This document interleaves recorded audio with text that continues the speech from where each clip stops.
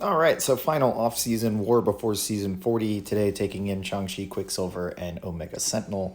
Taking Path 9 in Section 1 and Path 8 in Section 2 in a mini-boss on Boss Island. So starting out here, Path 9, Venom, one of the planetary endurance champions, and Shang-Chi being Subdue. Going to stick with the normal rotation that I've used in the past, which is Cleanse, Wushu, Parry, Heavy, Reset, all the way to Special 2. Now, unfortunately, with the short combo, we don't get too many neutralizes up from the tactic, which leads to Venom getting a bunch of buffs from the global. So I could hit into his block, trigger the stun Wushu, and remove some of those, but instead I figure let's get to Special 2, and the Fate Seal Nullify just gets rid of all of it. So I end up sticking with that rotation, pretty safe. If I do push Venom to a Special 2 here, I would just block it all and never try to dex it. But yeah, pretty smooth. Shang-Chi still an option here for Path 9 if needed. No telling what bans are this season, so if we don't have a Kingpin or etc. Shang-Chi probably going to shine here in at least Section 1, depending on who's placed. So down goes Venom, pretty simple. Next, get to use my rank 5 Omega Sentinel against this Havok here. A little bit of a benefit that I like using Omega Sentinel here for is that she has the energy resistance in her armor ups. So if I trigger a few, it's not actually going to do that much damage at all once I'm at max armor ups. But also, I do trigger the poison and I will heal. So she has a regen built in. The only downside here to using her against Havok is if you accidentally trigger auto block and lose all your armor ups, not only do you place a plasma on him, which is going to ramp up his buildup like crazy, but it's going to lead to you getting detonated pretty quickly if you can't get another armor up immediately, since it does consume all of the armor ups. So just means we have to be on point with our dexterities, especially with these unblockable special ones, because even though the attack is unblockable, the auto block triggers. So yeah, it wasn't focused here on really building debuffs, mostly because we can't reliably parry heavy. I was just focused on getting to Special 2, taking whatever plasmas I could with that and the combo of his prowess, and then just focusing on pausing them after that. And while he's in Incinerate, I didn't go for a heavy or anything to pause, just took the damage for what it was worth, and then moved on, tried to pause that last set there. But again, we're here in a situation where we've got a debuff and prowess, so just slowly watching him melt. Got this last little bit here. Just need to get him out of the Incinerate phase. We're in the poison phase. Good to go. And without max boosts, this took about a minute 45. Indestructible there probably pushes it to 2 minutes.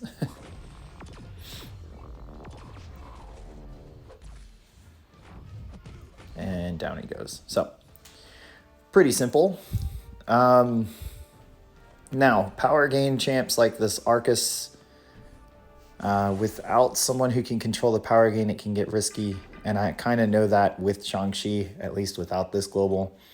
But between the power reserve and the global, I should have been hitting into Aarkus's block a lot more with Shang-Chi. But also I would probably go with an invulnerability, not probably, I would definitely go with an invulnerability boost here. Max boosted, Aarkus is probably gone in the first Special 2. But if it does happen to go further than that, or if we can't get to a Special 2 before he gets to a Special 3, then invulnerability is going to be very, very important. So here it looks like it's going fine, but now he's about to be at Special 2 because he won't throw the Special 1. And the power reserve, at the moment we're keeping the global off pretty good. But right here, power reserve is going to put him pretty close to a Special 2 because of this global. And here, I was just trying to get this special attack out. And he isn't having it. Finally throws it while I'm dexing to try and bait one. Fantastic. He's at red already. Throw the Special 2. And then he's going to throw the Special 3. So that's where I say the invulnerability boost definitely going to be huge. If you have to use Shang-Chi for Aarkus on Path 9 in Section 1.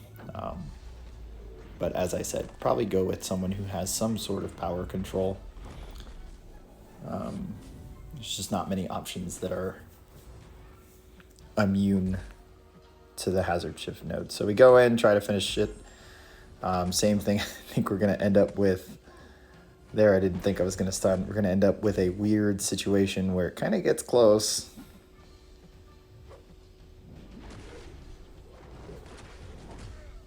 And then I'm just going to have to push him to get rid of the rest of this. So here I just decide to go full on another Wushu and would have been done with that special 2 that we had ready to go. So we move on. Path 9 was going to take this with Shang-Chi as well. This Gorr, little bit tricky. It doesn't have Rich Get Richer on it. However, it does have the ability that pretty much acts like power reserve. And it didn't read that way to me at first. But if he triggers enough buffs, he's going to basically get a built-in power reserve and not lose a lot of power. But here, since we are both he's the global and I'm the tactic, we're going to focus on the neutralize, but get rid of the global by hitting into his block as well. And at the moment, it's just really fighting against the regen while we bait out special 1s and avoid his special 2.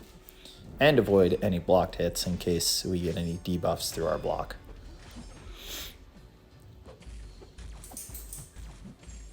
So definitely taking advantage of that stun Wushu here.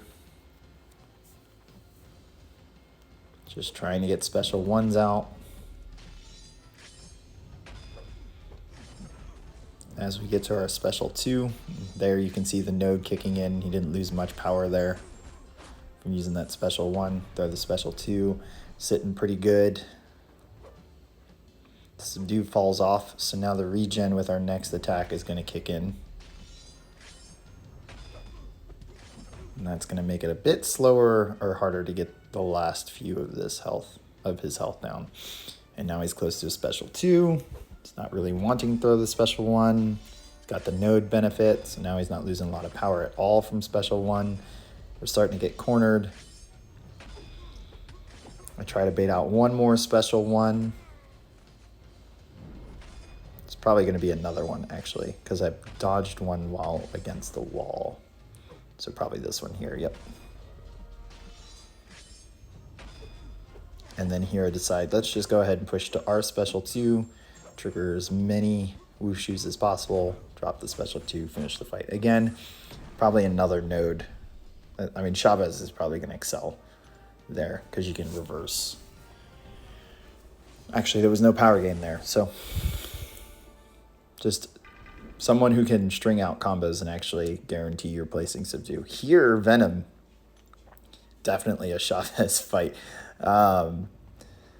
Yeah.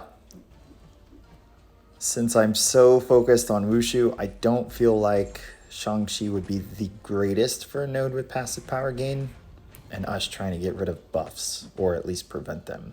You would have to trigger all Wushu directly into the champion and not through their block. But you can see here, it's kind of getting a little out of hand with power gain. He's getting close to special 2, and I'm in the range where Venom's unblockable on special attacks. So that ends quick. Decide to try one more time out of that range. See if we can actually manage this fight with subdue. Obviously, Odin pre-fights are going to help a lot because then we can steal the power gain. There we missed on a dash back, and then we get eaten by a special 2. So decide to instead just go into this with Quicksilver. His dex on the special 2 is actually a lot easier to perform. Plus, we have the Withers when we're trying to bait special attacks. So I said this in another video. The Wither's not for aggressive power control throughout the fight. It's really in the moments you need it. For example, here where I want to get this special 1 out and it's not happening, the Wither can go ahead and reverse the power gain and keep him at special 1 instead of letting him get to full red or special 2. However, because of the size of Venom, there are times where it's harder to trigger Dexterity and actually trigger the Wither. So, and there's an example of getting out of range. So a lot of practice, and I actually think Quicksilver would be a good option for this node, depending on who's here. But it comes down so much in how well you prepare yourself in a duel, so that you can consistently time a dex of Venom Special 2, for example, since we ate that one there. And then we detonate Whiplash into Special 2. Doesn't do too much. We didn't have many Whiplashes there. Just didn't want to get pushed to Special 3, really.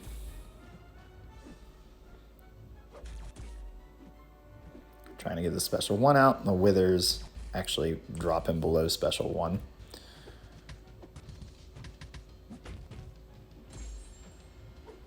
Ooh. Little safety net there.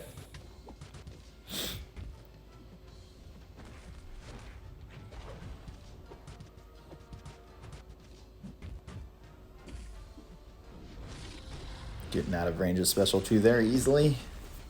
Into detonate, into Special 2, KO. So good cleanup by Quicksilver. And then the fight I was really looking forward to. Last war, Sasquatch here had suicides. This war, not so much. What I think I would change with this fight is I would naturally let Quicksilver get to 300 momentum instead of trying to focus on it with the heavies.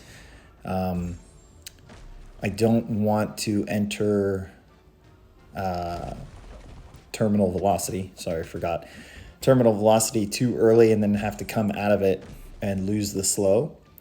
And I think just focusing here at the start to get the slow causes that to happen depending on how aggressive this AI is. So again, Sasquatch probably better off taking him with someone like Doom so that you have some power control, especially when Sasquatch is in Wrath. I can sit against the wall all day, especially with a full health at the start Quicksilver, and wait out Wrath. But why even risk it? You could use someone like Doom and just rip the power from him and use him like a little battery just to basically fuel Doom. But the benefits here are that Quicksilver counters miss, counters the unstoppable. So when he is in Wrath, we don't actually have to worry about if he's at a low power. We don't have to worry about waiting for a unstoppable to end, whatnot. But you see here, starting to get cornered. We're getting a little too close for comfort to terminal velocity, and I still have to bait out a lot of special attacks since Sasquatch's power is still somewhat high. So my worry here, and it does happen, is that while against the wall, he's going to go into Wrath, and then I'm going to have to spend the rest of the fight against the wall. So I'm trying to get this Special 2 out. He's not having it. And obviously in season, I would just take a Special 3 while he's out of Wrath. I would have pushed him to red just to get some space and let him throw the Special 3. Luckily, this is refreshing our Whiplashes, so if we don't want him to burst without a trauma up, we don't have to. Still kind of waiting for a Special 2 to come out. And we get pushed to Special 3, unfortunately. Finally throws a Special 2. Can work our way off the wall a little bit. I believe he throws a Special 2 here.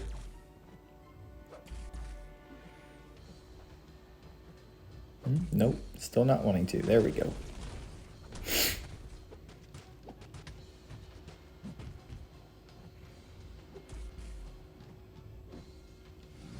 Throws it, thankfully, before he's in Wrath.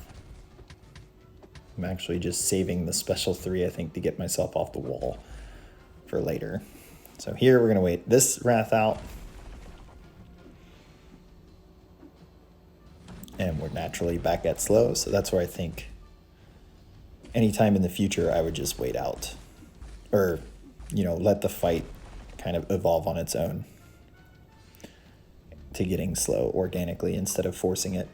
Special 3. No real benefit here besides going into terminal velocity. So now all our Whiplashes are actually going to trigger a lot easier. Need to get this special out while we're out of Wrath. Just not having it. There we go. Start laying into him a little bit more.